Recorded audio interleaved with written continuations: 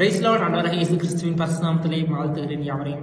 ஒரு வார்த்தை காண்பித்து விரும்புகிறேன். யோபுவின் புஸ்தகம் 1 அதிகாரம் 12 கர்த்தர் சாத்தானை நோக்கி, இதோ அவனுக்கு உண்டானவை எல்லாம் உன் கையில் இருக்கிறது, அவன் மேல் மாத்திரம் உன் கையை நீட்டாதே என்றார்.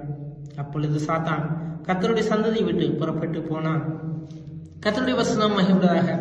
சாத்தான் பூமியை சுற்றி உலாவிக் கொண்டிருக்கும் போது இயேசு பிரதித்திரமாக, உம்முடைய மகன் யோவானை நான் கை வைக்கிறேன், ஆனால் நான் உன்னை மறுதளிப்பேன் என்று இப்படி சொல்லுகிறான். அப்பொழுது தேவன் இப்படி சொல்கிறார், அவன் மேல் உள்ள எல்லாவற்றையும் கைவை, ஆனால் அவன் ஜீவனை தொடாதே என்று. சாத்தான் அவனுடைய சொத்துக்கள், ஆடு மாடுகள், தம்முடைய பிள்ளைகளையும் அழித்து கொன்று போட்டான்.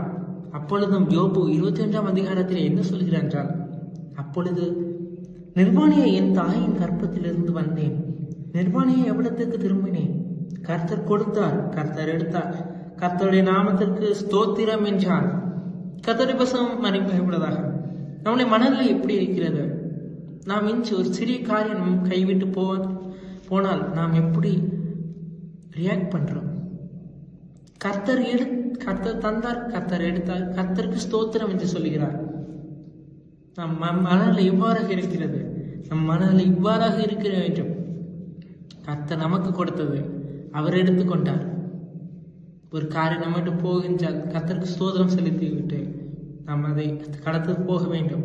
நம் மனதில் இவ்வாறாக இருக்க வேண்டும். கர்த்தர் ஒவ்வொரு ஆசீர்வதிப்பார். செய்தி ஆசீர்வாதமாக இருந்தால் பகிர வேண்டும். தேங்க்யூ. God bless you.